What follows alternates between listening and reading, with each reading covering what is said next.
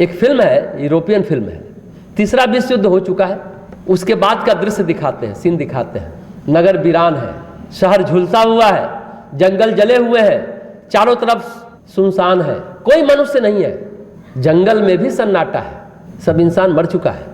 एक गुफा से एक बड़ा सा बंदर निकलता है, उदास नजरों से चारों तरफ देखता है, देख रहा है कि जंगल झुलसा हुआ है, नदियां सूखी हुई हैं, पानी भी नहीं है, उदास होकर के बैठ जाता है।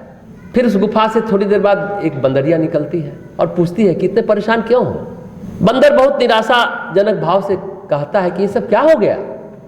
फिर बंदर बंदरिया से प्रश्न करता है, shall we all it start again, क्या हमें ये सब फिर से शुरू करना चाहिए। बंदर प्रश्न करता है, लेकिन बंदरिया कुछ कहती नहीं है। फिर बंदर दोबारा कहता है, देखो हम लोगों ने क्या शुरू किया और क्या हो गया। इंसानों ने तो हम पर इल्जाम थोपा था ना कि हमारे बच्चे हैं, हमने इनको पैदा किया। फिर इन लोगों ने क्या कर डाला, इन लोगों ने तो पूरी दुनिया को ही खत्म कर डाला, पूरी दुनिया ही खत्म कर डाली। वनस्पति, जंगल, नदी, पानी, धरती सब खत्म कर दिया, नष्ट भ्रष्ट कर दिया। अब कैसे रहे। ये लोग कहते थे कि हमने बहुत विकास कर लिया, तो बंदरिया तुरंत बोलती है, अरे विकास की बात तो हमने भी सुनी है। ये कहते थे कि हम बंदर से विकसित होकर आदमी बन गए, क्या ये आदमी का होना हमारा विकास था। आदमी ने तो अपने दम में कह दिया हम तो बहुत विकसित हो गए बंदरों से। अरे हम लोग तो कुछ बच भी गए। ये विकसित संतानें जो हमारी हुई, पूरी धरती पर राज की और कहता फिरता रहा कि हम सबसे विकसित हैं। उन्होंने पूरी धरती का क्या कर डाला, स्वयं भी नष्ट भ्रष्ट हो गए, सब कुछ समाप्त कर डाला, शहर नहीं है, आबादी नहीं है। फिर थोड़ी देर वो रुक जाती है बंदरिया और फिर बोलती है, हमें तो इनके होने पर बड़ी शर्म आती है, क्या हमारी संतानें ऐसी होंगी। फिर बंदर पूछता है, जो पहला प्रश्न था, मूल प्रश्न था, क्या हमें फिर से संतानें पैदा करनी चाहिए। तो बंदरिया बहुत गहरी बात कहती है, जो कहानी हम आपको सुनाना चाह रहे हैं। बंदरिया कहती है, हमें ये सोचना चाहिए, हमें ये सोचना भी चाहिए या नहीं, हमें ये सोचना चाहिए कि हमें ये सोचना चाहिए भी या नहीं। Shall we think over it और not think about it. Restart के लिए हमें सोचना चाहिए या नहीं सोचना चाहिए। हमें इस बात का अफसोस है कि हमारे बच्चे ऐसे हुए जिन्होंने कहा कि हम बंदर का विकसित रूप है और सब नष्ट कर डाला। हम लोगों ने तो ऐसा कभी नहीं किया था। ठीक है, हम जंगल में रहते हैं, खाते हैं, पीते हैं, उछलते हैं, कूदते हैं, चढ़ते हैं, उतरते हैं पेड़ पर, लेकिन हम लोगों ने ऐसा कुछ नहीं किया कि सब कुछ को नष्ट कर डालें। फिर बंदरिया क्या पूछती है, ध्यान से सुने, अरे ऐसा किसने कहा था बंदर विकसित होकर आदमी बना। तो बंदर कहता, ये डार्विन ने कहा था।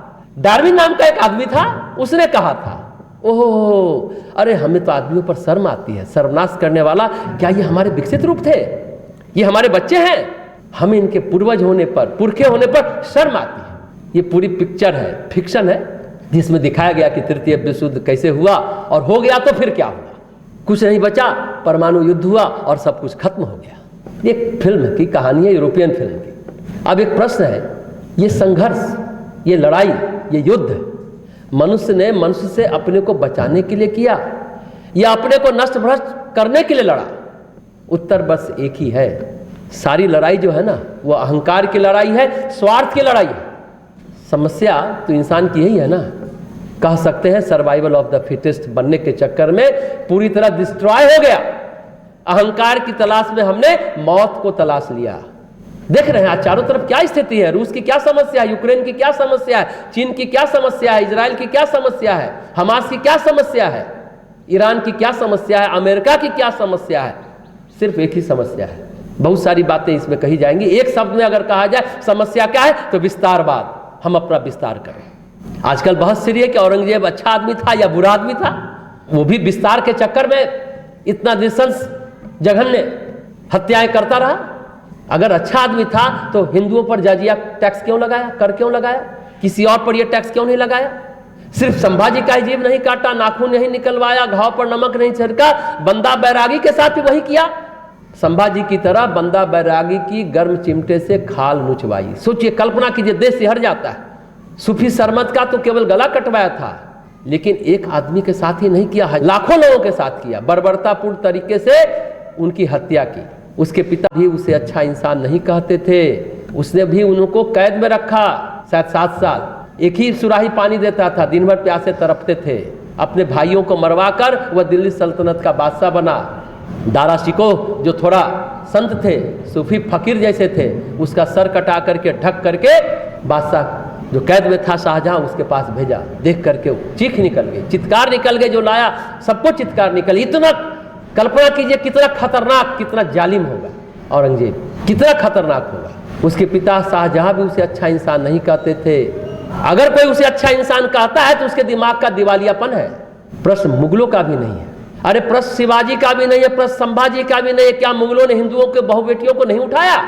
क्या क्या हरकतें की उन लोगों के साथ, महिलाओं के साथ। शिवाजी या संभाजी या राणा प्रताप का संघर्ष किस बात के लिए रहा?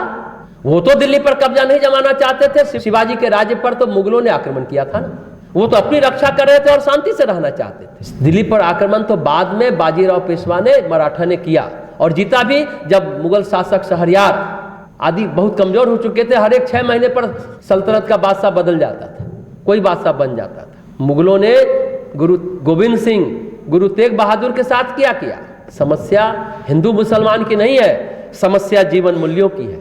शिवाजी या संभाजी या महाराणा प्रताप ने किसी भी मुगलों की बेटी को नुकसान पहुंचाया? नहीं पहुंचाया, क्योंकि उनके पास जीवन मूल्य थे।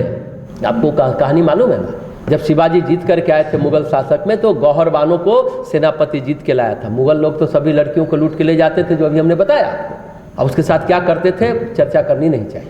शिवाजी को जैसे ही मालूम हुआ, सेनापति को डांटा, जाकर के कहा कि इनको सम्मान के साथ उनको लौटा दो, हम जीते अपनी रक्षा के लिए, अयासी मौज करने के लिए नहीं युद्ध करते हैं। गौहर बानो पर्दे में थी, उसने अपना बुर्का हटाया, शिवाजी को देखा, शिवाजी ने भी देखा।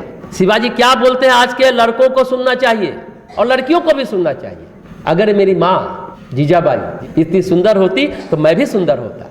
ये कौन कह रहा है? शिवाजी तो साबले थे ना, बोले अगर मेरी माँ आपकी तरह सुंदर होती तो मैं भी बहुत सुंदर होता। ये गौहर बानो को कहा। महाराणा प्रताप से जब युद्ध हो रहा था, रहीम के परिवार की लड़कियां, माताएं, बहनें कैद में आ गई महाराणा प्रताप के। सारे सैनिकों ने जाके जब रहीम को कहा कि अरे तो कैद में आ गई, किसने कैद किया? तो बोलते महाराणा प्रताप ने। तो रहीम कहते हैं निश्चिंत हो जाओ, अपने यहाँ से ज्यादा सुरक्षित महाराणा प्रताप क्या होंगे, देखना सुबह तक सभी आ जाएंगे। और महाराणा प्रताप ने छोड़ दिया। ये क्या है? ये है जीवन मूल्य। शिवाजी हो, संभाजी हो, महाराणा प्रताप हो, इनके पास जीवन मूल्य था। राम और रावण का संघर्ष भी तो जीवन मूल्यों का संघर्ष था। अरे रावण धनुष नहीं उठाया तो चला जाता, सीता जी का अपहरण करने की क्या जरूरत थी? अब सुपर्णरेखा को राम जी पसंद आ गए तो क्या कहा, मुझसे शादी करिए। सुपर्णरेखा ने कहा ना, आज जब भगवान राम ने कहा कि हम नहीं करें तो सीता जी वो खाने दौड़ गई।